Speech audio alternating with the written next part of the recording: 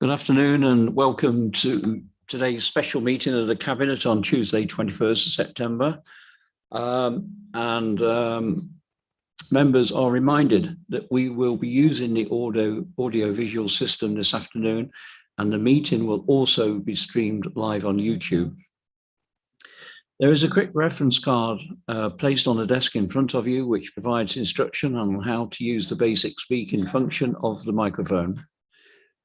Members are asked to physically raise their hands in the usual way to indicate they wish to speak and to use their microphones when speaking for the benefit of all present. The microphone is live when the red light displays. Please switch mobile phones to silent, and I will now provide a reminder of the evacuation procedure. In the event of having to evacuate the council chamber, please leave by one of the 6 emergency exits around the sides of the chamber. Please assemble at the far side of the front car park nearest to the park entrance. Officers will be on hand to assist persons who require any assistance. There is legislation that allows the public to film, record, or use social media at a council meeting. This must not be disruptive to the good order of the meeting, nor include any filming or recording of the public seating area. Now we turn to the main agenda. Apologies for absence. We have Councillor Malise Graham has sent his apologies, if that could be noted, please. Democratic Services. Declarations of interest, item 2. I look around. I just declare that I have a personal interest as I'm a member of the county council, and so any matters that impacts on the county council, for that to be noted, please. So we move straight to the meat of the agenda, developer contribution supplementary planning document, and I turn to the Chief Executive to introduce and summarise the report. Thank you, Leader. In July, Leader and Cabinet members, you'll recall you received an update on the work to secure the MMDR, and specifically the proposal to formally consult on the draft developer contributions SPD. Following the approval to proceed with the consultation, the report before Cabinet this afternoon provides an update on the outcome from the consultation and recommends the finalised SPD should now be referred to Council for adoption. Shortly, I'll hand over to the Assistant Director for Planning and Delivery, who'll speak to the specifics in the report. Before I do, I wanted to just talk about some of the broader work that's being undertaken currently to deliver the MMDR. On the 17th of September, the County Council's Cabinet received an update in relation to the southern section and the housing infrastructure grant. We understand constructive dialogue does continue between the County Council and Homes England, both on the legal agreement and the amount of the grant, but these have not yet been finalised. And so the County Council's acceptance of the HIF remains conditional on that reaching a successful conclusion. It also remains conditional on the Council's adoption of the Developer Contributions SPD before Cabinet this evening, and which is due to be considered by Council on the 23rd of September. County Council colleagues have also reiterated the other conditions upon which the grants will be accepted, relating to receiving assurances from ourselves regarding the Section 106 shortfall agreement and the 2 master plans for the north and south neighbourhoods. Constructive discussions continue to take place between our respective officers on all those work streams, and we continue to work towards having them agreed and in place by the end of 2021. I'd now like to hand over to the Assistant Director for Housing, for Planning and Delivery to talk to the detail in the report, please.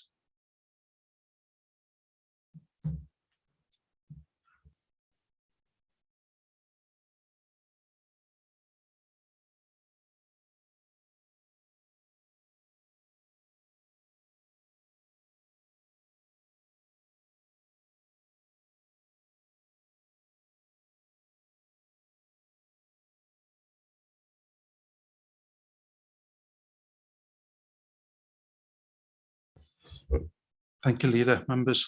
As the Chief Exec said, it was only July that you authorised us to consult on the SPD.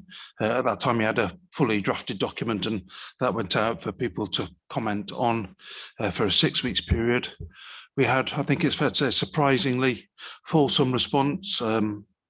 20, it doesn't sound a lot, does it? But for a document like this, 20 responses is quite a number, but the substance of them was very telling as well. All constructive, I think, without exception. A number making suggestions that we feel that we welcome and have incorporated. And a number, I think it's fair to say, we're asking for it to go further than we ever intended. They wanted to get into the sort of nuts and bolts of how we would configure individual agreements, how sums are calculated, which type of agreements would attract what kind of contribution, and so on.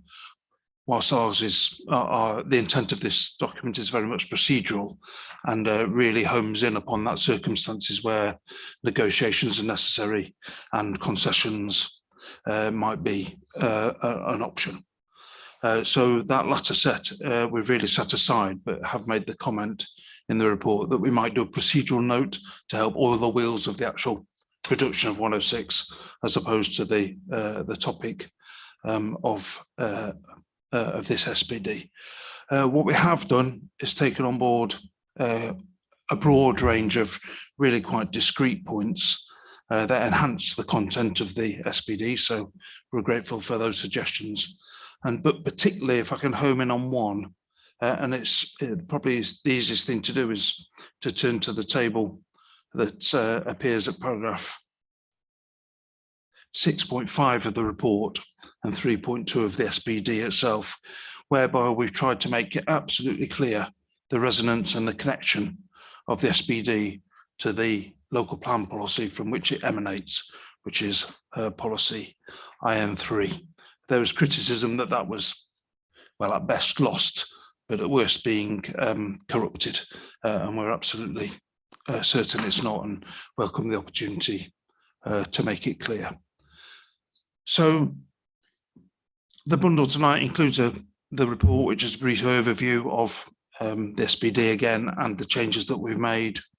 The SPD itself, which now contains that full range of amendments, and also Appendix B, which is a schedule of the representations received and how we've responded to each of them in turn.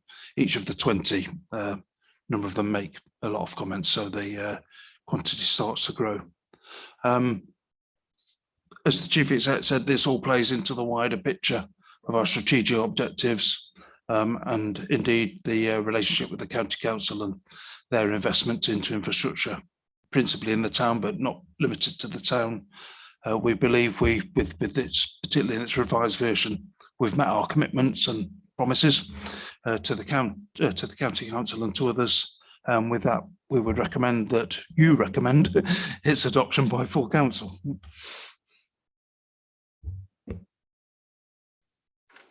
Thank you very much, Mr. Worley. I'm very happy as leader to move the recommendations at 2.1, notes the comments received during the consultation period and accepts the proposed amendments to the draft developer contribution supplementary planning document, and 2.2 recommends to the council that the final version of the developer contributions SPD shown at Appendix A is adopted on the 23rd of September 2021.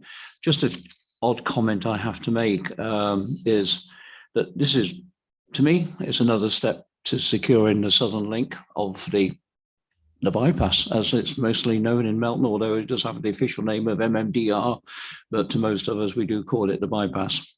It really is good news that the County Council have advised us that they are content with the SPD, and their cabinet is due to receive an update of the MMDR Southern Section and the Housing Infrastructure Grant on the 17th of September. Which was there the other day. I watched that meeting and it was all very, very positive stuff, I have to say. We do certainly recognise the concerns that the County Council have of the big spend that they face with the highway funds and the education funding, and this is hopefully going to secure that funding for them. I do look for a seconder, and now Councillor Browne seconds, and I invite any comments from that. Yeah, Chair, very happy to second. And just a short comment just to say that the production of this document and the hard work that the office have done, I would like to thank Jim and his team for all the efforts that you put in. It's in such a short space of time please take that back to your team. But more importantly as well, on top of that, just a message really to the people of the borough, and especially Melton Mowbray, is this is us following through on our commitments to deliver what is really the biggest priority for the residents of Melton Mowbray, and the constructive work that's happened with the leader and of Melton Borough Council, leader of Leicester County Council, will hopefully show some fruition, and we will achieve that dream that our residents have wanted for so long. And I'm happy to second this paper. Thank you, Councillor Browne. I look to Councillor Burle. Thank you, Leader. Yes, I support this paper totally. It's a good paper, and it does convey a message that we want to convey, and it does set out policies in terms of IM3 very clearly. Although there is an area within it that I have a little concern about, and you may consider it insignificant, but in Ashford-B, the ward that I represent, we've had quite a few new houses built over recent times. And one of the things that seems to be missing, I know we talk about infrastructure in here, but a part of infrastructure, I believe, is the provision of waste collection bins for doggy waste, particularly, because in the village of Ashford-B,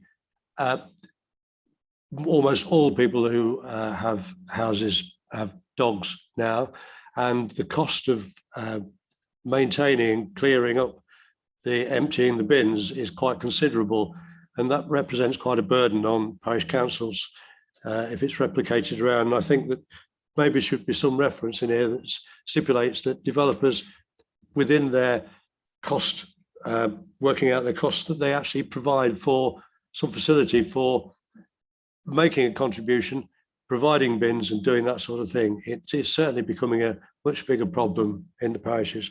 Other than that, I think it's an excellent paper and I support it fully. Thank you. Thank you, Councillor Burle, and your comments have been noted, I'm sure, by Democratic staff. Is there anyone else got anything else to say? Councillor Freer? Thank you. I'd just like to say it was a really good read when I read the comments that were received from the 20 representations and that were added into the document. It was great to see the quality of the comments that were received, that we were able to put that and add amendments into the final report. I'm really excited to see how the environmental and climate change has been incorporated, but also along with the infrastructure that we so badly need with the development and the MNDR, it also looks in at the communities and also looks at the open spaces. So I'm really happy to be supporting this document tonight, and putting myself forward to say, brilliant, what a good report. Thank you. Thank you, everyone. I certainly urge everyone who's actually watching YouTube to read this document. It's very, very comprehensive. It goes right through to, it's around 80 odd pages, lots of good stuff in there.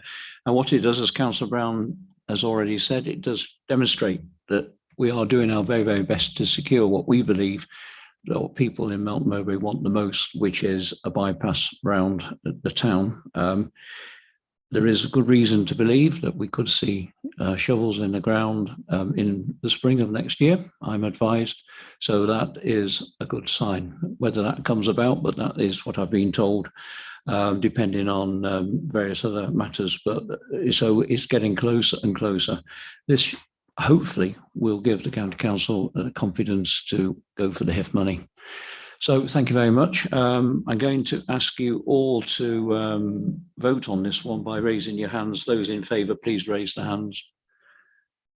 So unanimous, Democratic Services, if that could be noted, please.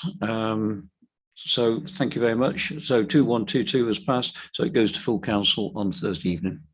So thank you very much, everyone, and we'll see you later. Bye-bye.